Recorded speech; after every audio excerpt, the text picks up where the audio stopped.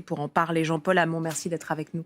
Vous êtes médecin généraliste. On est connecté en Quick Link avec Sophie Bauer. Merci également d'être présente. Vous êtes présidente du syndicat des médecins libéraux et chirurgienne thoracique et cardiovasculaire. Karine Milsan, directrice de recherche au CNRS, économiste de la santé. Merci d'être là cet après-midi. Et nos experts, Yael Gauze, notre éditorialiste politique. Bonjour Yael. Bonjour. Et Clémence Delabaume, notre journaliste éco. Je vais d'abord me tourner vers les médecins pour commencer. Jean-Paul Hamon. Alexandre nous a fait un panorama des revendications principales des médecins. On est avec une chirurgienne, on est connecté avec une chirurgienne. Vous, en tant que généraliste, quelle est la mesure qui vous pose le plus problème ? Mais en fait, vous allez me dire tout, mais quand même, il y a forcément... Non, mais la colère couvait depuis le Covid, où on a laissé les médecins, les infirmiers bosser sans aucun moyen, sans masque, sans protection et sans aucune reconnaissance à la sortie. Et là, ce qui nous met en colère, c'est le plan de financement de la sécurité sociale proposé par le gouvernement et voté par les députés, où il n'est question que d'amende. On veut nous coller 10 000 € d'amende si on ne connecte pas ou si on n'alimente pas le dossier médical personnel, qui est un bousin absolument infâme où une chatte ne retrouverait pas ses petits. J'ai mis 4 minutes 30 pour essayer de retrouver un vaccin fait par le pharmacien sans succès. J'ai mis 5 minutes 42 pour retrouver un examen pratiqué par un endocrinologue. J'ai trouvé l'ordonnance, mais j'ai pas trouvé le résultat. Et je vais avoir 10 000 € d'amende si je me connecte pas à ce bousin. Je vais prendre 4 000... Il y a eu un retour en arrière. Attendez, je vais prendre 4 000 €. Je vais prendre 4 000 € d'amende. Il y a eu un retour en arrière. Oui, alors ça, pour le moment, c'est retoqué. Pour le moment, c'est retoqué, mais c'est pas fini. 2028 et le logiciel va gagner en ergonomie, c'est ce que... Oui, alors ça fait 20 ans. Mais là, c'est pas forcément le dossier principal. Non, mais moi, je vais vous dire, c'est ça l'affaire. C'est qu'on nous colle des amendes. On nous colle 4 000 € d'amende si je vais pas consulter 2 jours par mois dans les déserts médicaux. Imaginez 15 médecins qui se succèdent dans un désert médical sans coordination, alors que ça veut dire qu'ils ignorent complètement ce qu'est ce métier qui est fait de coordination et de continuité des soins. On nous colle 4 000 € d'amende si on refuse d'y aller. Donc si vous voulez, il n'y a que des amendes à tous les étages.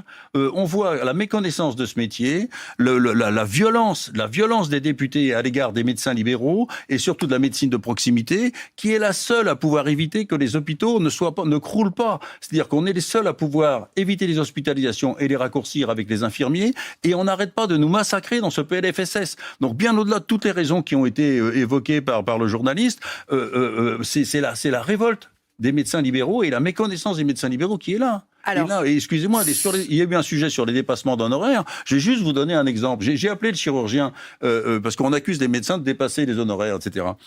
Un kyste pilodinal, un abcès de la fesse, eh bien, c'est remboursé par la sécurité sociale 145 €. Vous choisissez les bons exemples. On avait tous envie de rigoler, je suis désolée. Pourquoi ? Parce que la sonde laser utilisée par le chirurgien qui coûte 280 € et qui permet aux patients de sortir le jour même, il évite 2 mois d'arrêt de travail, 2 mois de soins infirmiers. Un cancer de l'utérus, le chirurgien enlève l'utérus, enlève les ganglions. C'est pris en charge par la sécurité sociale, 450 €. Le chirurgien, 340 € de robot, 90 € d'assistant, 95 € d'assurance et de location de salle. 515 € pour le chirurgien que ça coûte et 450 € remboursés par la sécurité sociale. On ose lancer les mutuelles sur les compléments d'honoraires et comment voulez-vous que les médecins s'en sortent ? La Sécu. J'ai un dernier exemple. Un chirurgien... Je voudrais qu'on aille voir, justement, on est connecté avec une chirurgienne. On va lui poser la question. Vous aurez tout le temps de réagir après. Allez-y. Un dernier mot. L'assurance professionnelle d'un chirurgien orthopédique, il y a 20 ans, il devait faire 8 arthroscopies du genou pour payer son assurance. Maintenant, il doit en faire 35. Et on ose lancer les mutuelles sur les compléments d'honoraires. On y reviendra, mais je suis pas sûre que sur les honoraires, notamment des spécialistes, et sur les salaires moyens des spécialistes en France, vous arriviez à avoir les Français de votre côté. Pardon, mais je vous dis ça parce qu'on sait qu'ils sont quand même bien payés, les chirurgiens en France. Mais madame... Non, pardon, je vous dis quand même... Mais je viens de vous donner des exemples de remboursement de sécurité sociale. Oui, mais ce que je veux dire, c'est que faire aussi pleurer dans les chaumières sur les salaires des chirurgiens dans le privé, c'est pas si simple que ça. C'est ce que je veux dire. Non, vous n'êtes pas d'accord. Vous êtes je laisse les gens réfléchir sur les chiffres que j'ai donnés, sur les chiffres remboursés par la sécurité sociale et le coût réel de la pratique. Ça fait 20 ans que le coût réel de la pratique n'a pas été pris en compte par la sécurité sociale, que les tarifs sont bloqués. Certains n'ont pas évolué depuis les années 90. Mais on lance ces complémentaires, sur les compléments d'honoraires, sur les médecins qui pensent qu'au pognon, etc., qui s'en foutent plein les fouilles, etc. Franchement, que ce soit le plan de financement de la sécurité sociale ou l'attitude du gouvernement depuis 7 ans qui est en train de démanteler ce système de santé. Franchement, c'est pour ça qu'on a arrêté de bosser, que le 10, on sera dans la rue, et que le 9, on va s'occuper de Madame Rist. Madame Rist qui a osé... La ministre de la Santé. Madame Rist qui a osé parler de niche fiscale. Écoutez bien, quand les médecins qui font des gardes de nuit et des gardes de dimanche sont exonérés de 60 gardes par an, elle ose parler de niche fiscale dans les zones déficitaires. Sophie Bauer, j'aimerais avoir votre avis sur tout ce qu'on a dit sur ce plateau. Alors, la première des choses, c'est qu'il faut bien comprendre que les dépassements d'honoraires, ce n'est pas de l'argent public. C'est éventuellement de l'argent des patients, éventuellement de l'argent des complémentaires santé. Mais lorsque les complémentaires santé remboursent correctement les dépassements d'honoraires, évidemment, les cotisations sont un peu plus chères pour les patients, mais ça n'est en aucun cas de l'argent public. Qu'est-ce qui s'est passé avec le secteur 2 ? Depuis 2010, aucune augmentation sur le secteur 2. Je dis bien aucune. La consultation des secteurs 2, quelle que soit leur spécialité, elle est toujours à 23 €, comme elle l'était en 2007. Donc, ça n'a absolument pas bougé depuis 2007. Ça, c'est la première raison des dépassements d'honoraires. La deuxième raison, c'est qu'effectivement, nos charges, ne serait-ce qu'assurantielles, depuis la loi du 4 mars sur de M. Kouchner, nos assurances ont pris, elles ont été simplement du jour au lendemain multipliées par 10. Voilà. Donc, à titre personnel, avant de toucher un bistouri, je paye déjà 18 000 € par an d'assurance. Donc, ça n'a rien à voir avec ce qui était avant 2004 et avant la loi Kouchner. Donc ça, c'est les premières raisons des dépassements d'honoraires. Maintenant, les raisins, si on peut dire, de la colère actuelle. Eh bien, c'est que ce PLFSS a été préparé sans aucune concertation en amont. Ça, c'est quand même complètement inhabituel. On a là une vision extrêmement court-termiste. L'argent qui est mis en jeu pour soigner nos concitoyens ne permettra pas de prendre en charge de façon normale et totale nos concitoyens. C'est-à-dire que ce budget qui est proposé de la sécurité sociale, d'emblée, on peut vous dire qu'il est insincère et qu'il sera impossible de prendre en charge les patients de façon optimum avec le budget qui est mis là. Donc, ce budget, il sera forcément dépassé. Il n'y aura pas moyen de faire autrement. Et pourquoi il n'y a pas moyen de faire autrement ? Parce qu'on a une explosion des maladies environnementales et des maladies chroniques et qu'au lieu de prendre un virage vers la prévention qui est le seul possible et qui est la seule chose logique à faire pour diminuer à moyen, long terme les dépenses de santé, on continue à faire du court-termiste, du rabot par-ci, du rabot par-là. Et là, c'est extraordinaire. On a trouvé des baudets qui travaillent entre 55 et 70 heures par semaine à pointer du doigt, qui sont les médecins libéraux. Donc, les dépenses de santé seraient dues aux médecins libéraux et donc tapons sur les médecins libéraux. Eh bien non, les dépenses de santé, elles sont dues à l'explosion des maladies, elles sont dues au vieillissement de la population, elles sont dues aux problèmes environnementaux et donc elles sont en aucun cas dues aux professionnels de santé. Or, ce PLFSS, qu'est-ce qu'il fait ?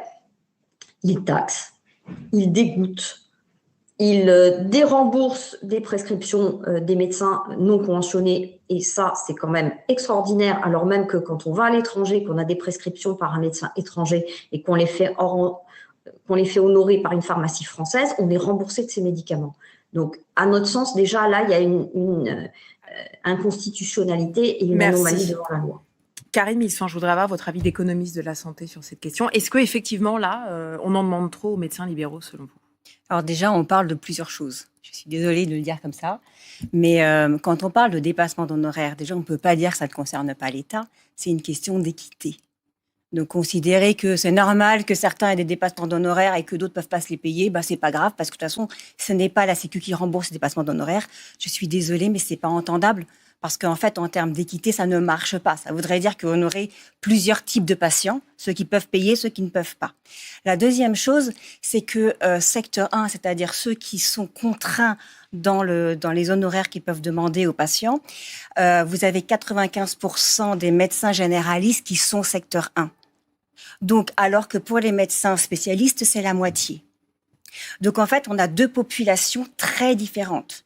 La population des médecins généralistes qui, eux, sont contraints, qui sont devenus le pivot du système de santé, qui doivent assurer à la fois la prévention, les maladies chroniques, donc être présents, et on en manque. Et on peut se demander pourquoi est-ce que parmi les médecins, il n'y a pas davantage...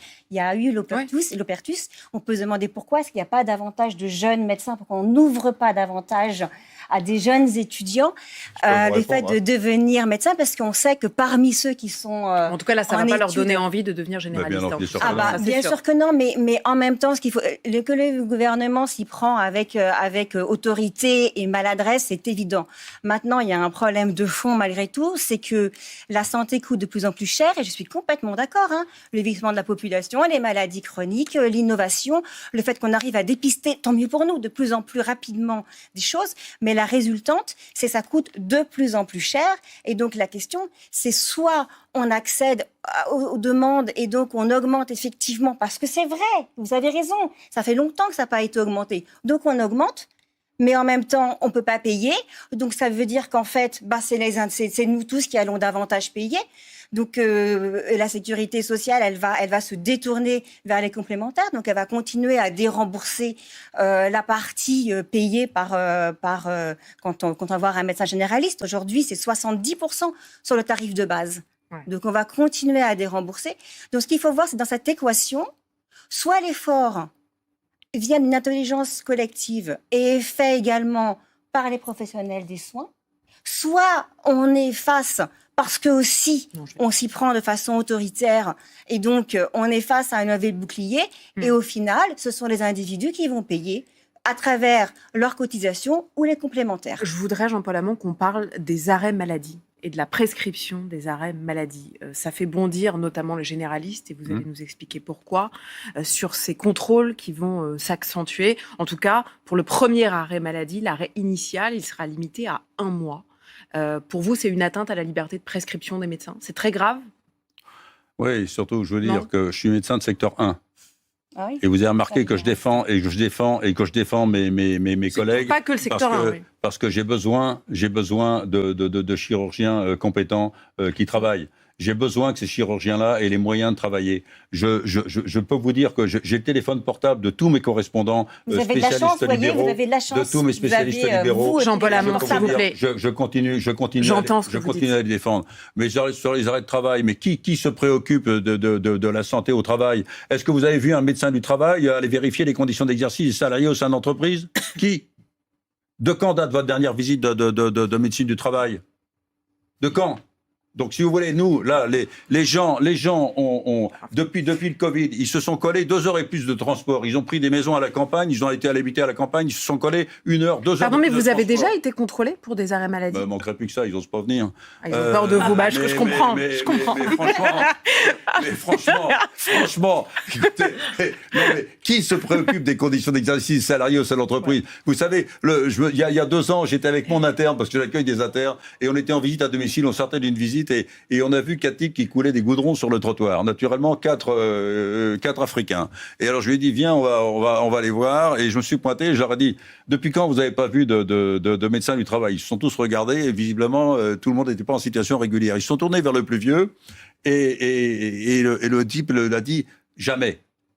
Le gars, ça faisait 5 ans qu'il bossait, il coule du goudron sur le trottoir, il n'a jamais vu un médecin du travail. Donc, si vous voulez, faisons en sorte que les salariés, les conditions d'exercice des salariés... Avant d'aller contrôler les arrêts, j'ai compris. On a inventé des open space, maintenant il y a des flex office. C'est-à-dire que le type, il va au boulot, il ne sait même pas, il va revenir, il est obligé de partir avec son sac à dos, son ordinateur, ses dossiers, et il revient. Maintenant, on voit des troubles musculo-squelettiques qu'on ne voyait pas chez les gens qui bossent dans les bureaux. Clémence, il y a quand même un petit sujet, j'ai envie de dire, sur les arrêts maladie. À combien se chiffre la facture des arrêts maladie en France ? À beaucoup d'argent. Elle n'a de cesse d'augmenter. C'est un serpent de mer, on le répète sans arrêt. Selon un rapport de l'assurance maladie, le montant des indemnités journalières pour arrêt maladie, et non arrêt de travail, je rappelle que les arrêts de travail comprennent les arrêts maladie, mais aussi les congés maternité, congés d'adoption, et les arrêts pour maladie professionnelle. Donc, le montant des indemnités journalières pour arrêt maladie est passé de 6 milliards 200 millions d'euros en 2010 à 10 milliards 200 millions d'euros en 2023. Ça veut dire 4 milliards de plus en 13 ans, avec, il faut noter, une accélération ces dernières années, et en particulier depuis 2019. Selon l'assurance maladie toujours, 60% de cette facture est due à des facteurs démographiques et économiques. Facteur démographique, c'est-à-dire augmentation et vieillissement de la population salariée. Facteur économique, c'est-à-dire hausse des salaires sur fond d'inflation, je ne vous apprends rien. Et 40% du reste de cette facture, c'est, selon l'assurance maladie, alors il y a plusieurs pistes d'explication qui sont avancées. Première piste d'explication, l'existence d'arrêts injustifiés ou frauduleux. Deuxième piste d'explication, les conditions de travail. Et enfin, les pratiques de management actuelles. Voilà, je précise que ces données ne concernent que les salariés du privé et les contractuels de la fonction publique, et donc pas les fonctionnaires. Et qu'est-ce qui coûte le plus cher, Vous les avez petits? oublié l'augmentation du nombre de travailleurs, parce qu'il y a un recul du chômage. Qu'est-ce qui coûte le plus cher, pardon, Clémence? Elle a dit. Les arrêts courts ou les arrêts longs, pardon. Ce sont les arrêts longs. Vous allez le voir, les arrêts Donc maladie. c'est pour ça qu'on s'attaque aux arrêts longs, là. C'est-à-dire Absolument. qu'on veut limiter à un mois. Alors, les arrêts de moins de 8 jours sont les plus nombreux, mais ne concernent que 4,2% des dépenses. Les arrêts qui ne dépassent pas 30 jours constituent l'immense majorité des arrêts, 75% des arrêts, mais seulement 17% des montants versés. Et enfin, les arrêts maladie de plus de 6 mois, donc les plus longs, représentent seulement 7% des arrêts, mais quasiment la moitié des dépenses, 45% des dépenses. Vous avez 30 secondes avant de rappeler. Sous Marisol Touraine, il y avait eu une réunion avec les syndicats de salariés, les syndicats de médecins, l'assurance maladie, le ministère, pour justement lutter contre les arrêts longs. On avait fait plein de réunions. Tout le monde avait fini par se mettre d'accord. Pour limiter les arrêts longs, il fallait que, 1, on puisse avoir recours aux reprises à temps partiel, et que 2, en cas vraiment de problème au travail, on puisse contacter le médecin du travail et faire une conférence à 3 avec le médecin prescripteur, le médecin du travail et j'ai oublié le mien. Donc, eh bien, cette disposition-là n'a jamais été mise en place. Ça datait de Marisol Touraine. Seules les reprises à temps partiel ont été utilisées et sont très utiles pour effectivement limiter les arrêts longs. Mais la troisième disposition n'a pas eu lieu. Il est 15h30, si vous nous rejoignez, l'essentiel de l'actualité avec Florence Thiel. L'une des images à retenir, c'est celle de Nicolas Maduro, qui a quitté tout à l'heure sa prison de Brooklyn, où il se trouvait depuis samedi soir, menotté en habit de prisonnier. Le président vénézuélien déchu a rejoint à bord d'un hélicoptère un tribunal de New York. Il doit y comparaître avec son épouse à 18h heure française. Une comparution que vous pourrez suivre en direct à partir de 16h45 sur France Info. En France, les agriculteurs ne décolèrent pas. Après une courte trêve pendant les fêtes, leur mobilisation repart de plus belle. Des actions sont en cours partout en France, comme en Ariège ou encore dans le Rhône. Les agriculteurs maintiennent la pression alors que le gouvernement tente de désamorcer la crise.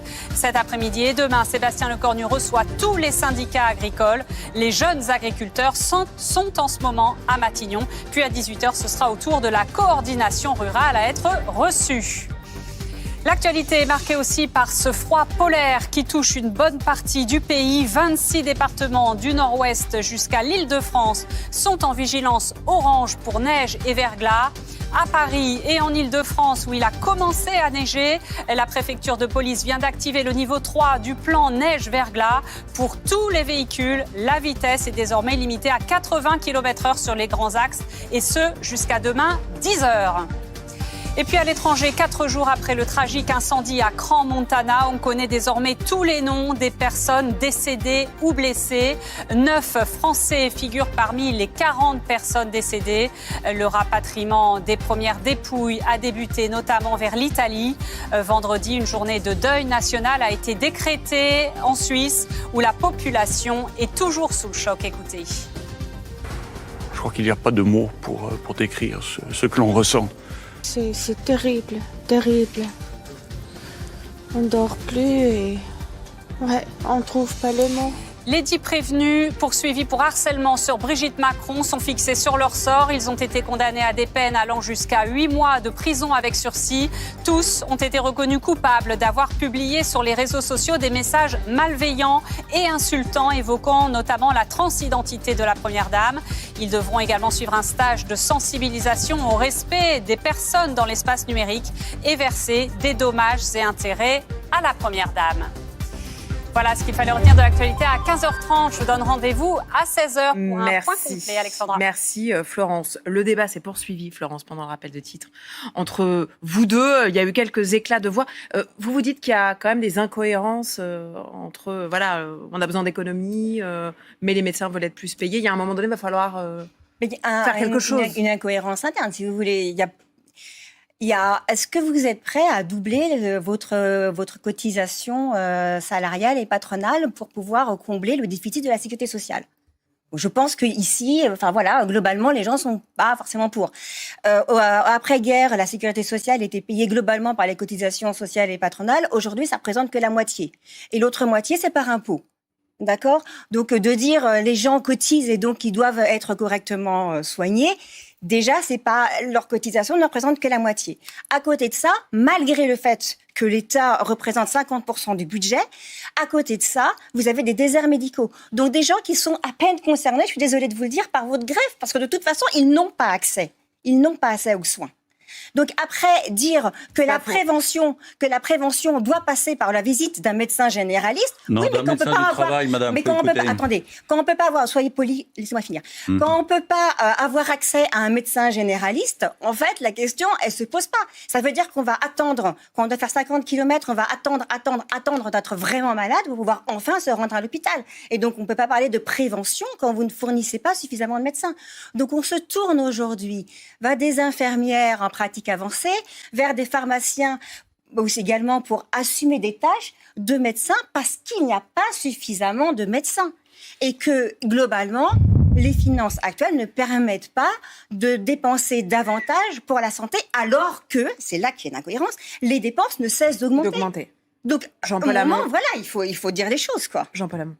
Je voulais simplement dire que je soulignais qu'on vient de coller une 10e année aux seuls médecins généralistes. Ils avaient signé pour 9, on vient de leur en coller 10. Et quand j'ai appelé un conseiller de Matignon pour leur dire mais on pourrait avoir 3500 médecins de plus sur le territoire si on leur permettait de travailler dans de bonnes conditions avec un secrétariat présentiel, avec des locaux corrects et un maître de stage joignable au téléphone, 3500 de plus, il suffirait de garantir un doublement de leur salaire, c'est-à-dire que c'est à peu près 60 consultations par semaine. Quand vous savez que la moyenne d'un médecin généraliste, c'est 130 consultations par semaine, ça n'aurait rien coûté à la collectivité et ça aurait permis de combler des déserts médicaux dans de bonnes conditions. Eh bien, la réponse de ce monsieur, ça a été doubler le salaire, comme vous y allez. Et la réponse a été, je dis, excusez-moi, monsieur, mais bac plus 10. Des responsabilités telles que vous avez un suicide tous les 18 jours parmi les internes, et vu le contexte de désertification que nous connaissons actuellement, je suis surpris de votre réaction. Et donc, voilà, on est gouverné par des gens comme ça, et ce qui fait que la désertification s'étend. On ne fait rien pour inciter les jeunes à s'installer, et le résultat est là. Moi, je défile actuellement avec mon médecin en RTT qui date de 2002, mais si vous regardez les revendications de la coordination nationale de 2002, on annonçait la désertification médicale. On dit redonner les moyens aux médecins de travailler correctement dans de bonnes conditions. J'ai toujours milité pour des groupes monodisciplinaires de médecins généralistes qui communiquent avec des groupes d'infirmières ou des groupes de kinés. J'ai milité pour qu'on supprime les prestataires à la sortie de l'hôpital qui bouffent la laine sur le dos des pharmaciens qui n'auraient peut-être pas envie de changer de métier. Parce que pour moi, un pharmacien de proximité, c'est une sécurité sanitaire.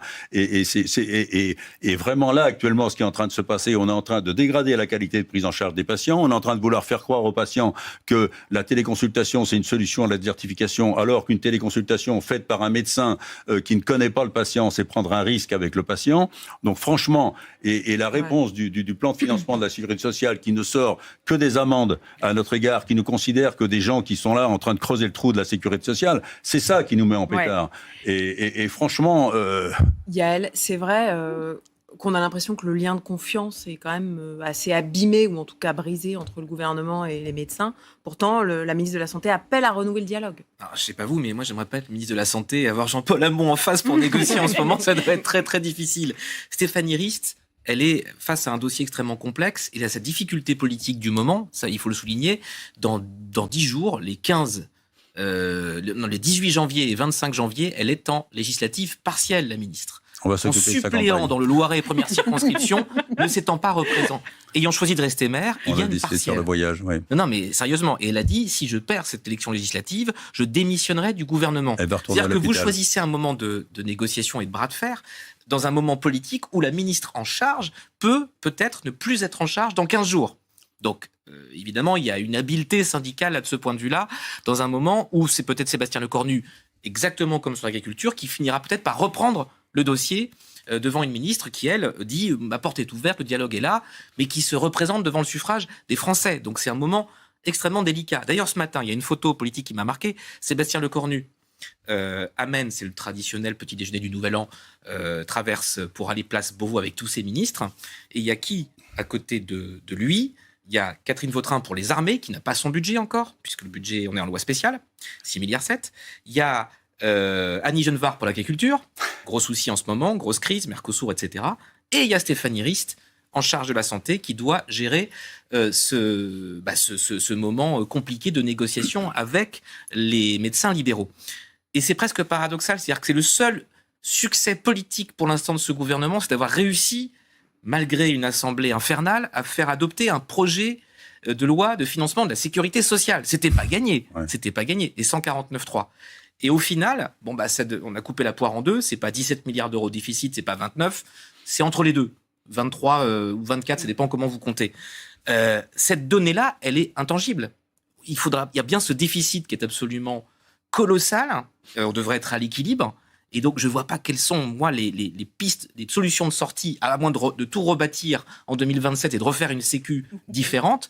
Je ne vois pas ce qui est possible financièrement comme marge quand vous dites on pourrait doubler le salaire des jeunes médecins qui sortent d'école. Les internes, ça coûte rien. Les internes, ça coûte rien. C'est 5 000 euros par mois pour 3 500 médecins. Vous faites le calcul, ça coûte que dalle.